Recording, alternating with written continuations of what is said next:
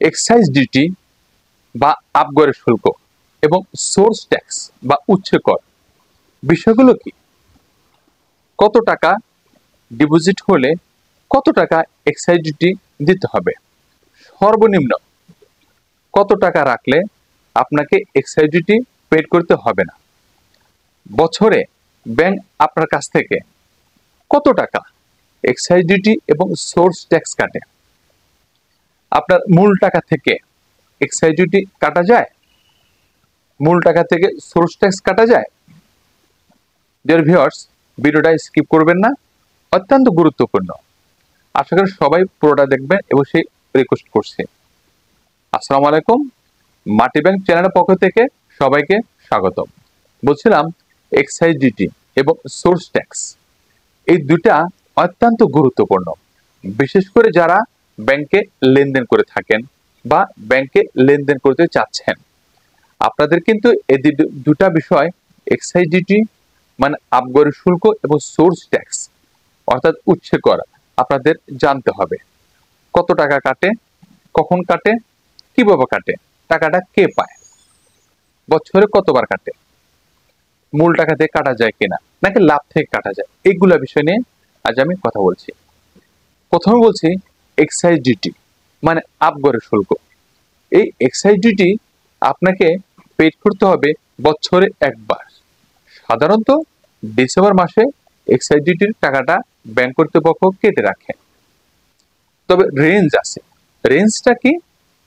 1 লক্ষ টাকা পর্যন্ত আপনার যদি কোনো ডিপোজিট হোক, এফডিআর বা আপনার অ্যাকাউন্টে টাকা আছে, যে কোনো একটা অ্যাকাউন্টে টাকা থাক না কেন, 1 লক্ষ টাকা পর্যন্ত হলে আপনাকে এক্সাইজ ডিউটি পেড করতে হবে না। এই টাকাটা 1,01,000 টাকা থেকে শুরু, অর্থাৎ আপনার ব্যাংকে যে টাকাটা আছে বা ব্যাংকে যে টাকা রেখেছেন, ডিপোজিট করেছেন, সেটার এমন যদি 1,01,000 টাকা থেকে শুরু হয়, তবেই আপনি এক্সাইজ ডিউটির আওতায় পড়বেন। কেমন সেটা? 1,01,000 টাকা থেকে 5 লক্ষ টাকা পর্যন্ত এক্সাইজ ডিউটি পেড করতে হবে 150 টাকা। 5,01,000 টাকা থেকে 10 লক্ষ টাকা পর্যন্ত এক্সাইজ ডিউটি পেড করতে হবে 500 টাকা। 10,01,000 টাকা থেকে 1 কোটি টাকা পর্যন্ত এক্সাইজ ডিউটি পেড করতে হবে 3,000 টাকা। তবে এখন যে বাজেটটা হয়েছে, অর্থাৎ যে বাজেটটা ঘোষণা করা হয়েছে 2024-25-এ, 24-এর জুলাই থেকে 25-এর জুন পর্যন্ত, এই বাজেটে এক্সাইজ ডিউটির হয়তো চেঞ্জ হতে পারে। সেটা বড় অ্যামাউন্টের ক্ষেত্রে। যতদূর জানি, পেপার পত্রিকায় যা পড়েছি, এক্সাইজ ডিউটির অ্যামাউন্টটা এমন হবে 10,01,000 টাকা থেকে যদি 50 লক্ষ টাকা হয় ডিপোজিট থাকে, তাহলে এক্সাইজ ডিউটি পেড করতে হবে 3,000 টাকা। আগে ছিল 10,01,000 টাকা থেকে 1 কোটি পর্যন্ত 3,000 টাকা। এরপর আরো রেঞ্জ বাড়বে, 15,000 টাকা আছে, 25,000 টাকা আছে, সেটা কোটির কোটি টাকার উপরে, সেটা বিগ অ্যামাউন্টের ক্ষেত্রে। তাহলে এক্সাইজ ডিউটি বছরে কতবার কাটবে? একবার কাটে, সেটা ডিসেম্বর মাসে। কিন্তু আপনি টাকাটা আজকে ডিপোজিট করে কালকে যদি উইথড্র করেন, আপনাকে কিন্তু এক্সাইজ ডিউটি পেড করতে হবে, যদি অ্যামাউন্টটা 1,01,000 টাকা থেকে শুরু হয়। ধরে নিলাম আপনি অ্যাকাউন্টে 2 লক্ষ টাকার আজকে এফডিআর করলেন। এই যে আজকে 2 লক্ষ টাকার এফডিআর করলেন, 10 দিন পর আপনি বললেন, ভাই টাকাটা আমি ভাঙবো, দরকার। আপনি কিন্তু 10 দিনের জন্য লাভ পাচ্ছেন না।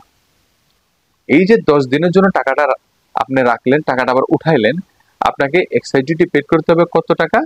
150 টাকা। আপনি কিন্তু প্রফিট পাচ্ছেন না। তাহলে এক্সাইজ ডিউটি কিন্তু মূল টাকা থেকেও কেটে যাচ্ছে। ব্যাংকের টাচ করলেই আপনাকে এক্সাইজ ডিউটি পেড করতে হবে, আপনি প্রফিট পান অথবা না পান। আর যদি আপনি কন্টিনিউ করে থাকেন, তাহলে তো প্রফিট পাচ্ছেন, প্রফিট থেকে কেটে রাখবে। মোট কথা হচ্ছে, আপনার এক্সাইজ ডিউটি কাটার জন্য আপনাকে প্রিপারেশনে থাকতে হবে, একটা নির্দিষ্ট মেয়াদে থাকতে হবে। সাধারণত ডিসেম্বর মাসে কাটে, কিন্তু আপনি ডিসেম্বর মাসে ওয়েট করেন না করেন, টাকা তো আপনার দরকার। কখন ভাঙবেন, কখন উঠাবেন, সেটা আপনার দায়িত্ব। কিন্তু বারবার বলছি, ব্যাংকের টাকা টাচ করলেই 1,01,000 টাকা থেকে শুরু, টাচ করলেই আপনাকে কিন্তু এক্সাইজ ডিউটি পেড করতে হবে বছরে একবার। সেটা যে কোনো সময় হতে পারে, যদি আপনি সারা বছরের জন্য করে থাকেন তাহলে ডিসেম্বর মাসে কাটবে, অথবা ডিসেম্বর মাসে করছেন ডিসেম্বর মাসে কাটবে। আর আপনি আজকে করে কালকে টাকাটা ভাঙলেন, তবুও আপনাকে এক্সাইজ ডিউটি পেড করতে হবে। আপনি কিন্তু প্রফিট পাচ্ছেন না, মূল টাকা থেকে এক্সাইজ ডিউটি কেটে যাচ্ছে। এখন আসি সোর্স ট্যাক্স। সোর্স ট্যাক্স হচ্ছে উৎস কর। উৎস শব্দটার সাথে একটু পরিচিত হয়। উৎস মানেই কোথা থেকে উৎস হয়েছে, মানে কোথা থেকে সোর্স হয়েছে, উৎস হয়েছে, কোথা থেকে উৎপন্ন হয়েছে, এই টাইপের কিছু বোঝাচ্ছে। সেটা হচ্ছে যে আপনি যে ডিপোজিটটা ব্যাংকে রেখেছেন সেখান থেকে আপনি প্রফিট পাচ্ছেন, হোক এফডিআর, হোক ডিপিএস, হোক আপনার এসবি অ্যাকাউন্ট বা সেভিংস, হোক এসএনডি অ্যাকাউন্ট, অথবা monthly benefit scheme, double growth, triple growth, যেটাই হোক না কেন, আপনার টাকা থেকে যে প্রফিট আপনি পাচ্ছেন সেই প্রফিট থেকে আপনাকে কি দিতে হবে? সোর্সটা দিতে হবে।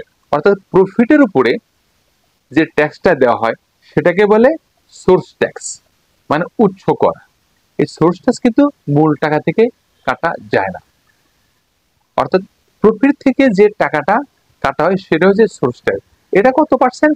এটা হচ্ছে 10% এবং 15%, যে কোনো একটা। অর্থাৎ আপনি যদি ব্যাংকে টিন সার্টিফিকেট দিয়ে থাকেন, শুধু টিন সার্টিফিকেট দিলে হবে না, এখানে কিন্তু আপনাকে আপডেট ট্যাক্স রিটার্ন সার্টিফিকেট দিতে হবে।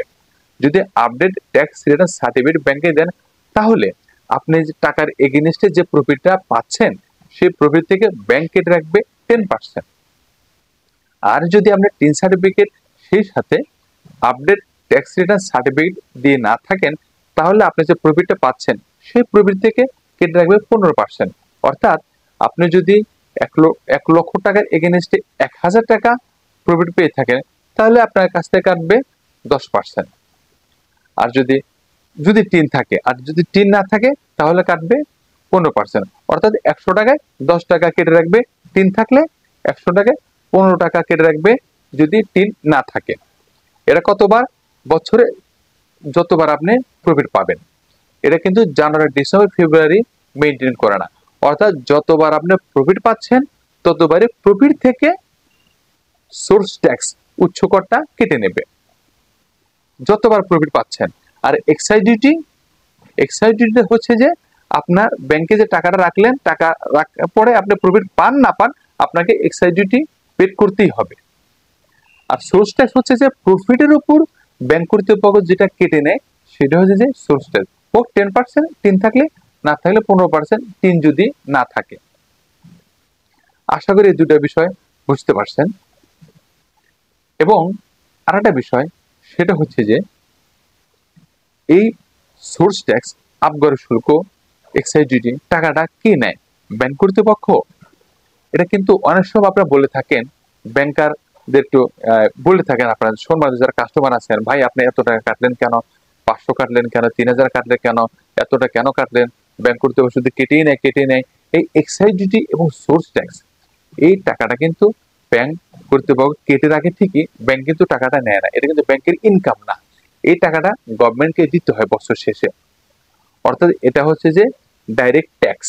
ট্যাক্স তো দুই প্রকার, একটা হচ্ছে ডাইরেক্ট ট্যাক্স যেটা সরাসরি টাকা দিয়ে কেটে রাখে, আর ইনডাইরেক্ট ট্যাক্স মানে আমরা কেনাকাটার পরে যে ট্যাক্সটা দিয়ে থাকি।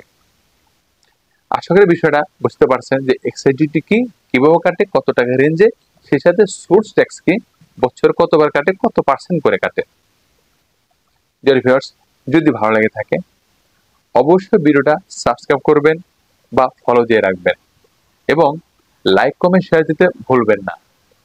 সেই সাথে মাটির ব্যাংক চ্যানেলের পাশে থাকুন। এরপরে আরো একটা সুন্দর একটা ব্যাংকিং অ্যাক্টিভিটিস, ব্যাংকিং ইনফরমেশন নিয়ে কথা বলবো। আজ এ পর্যন্তই, ভালো থাকবেন সবাই, আল্লাহ হাফেজ।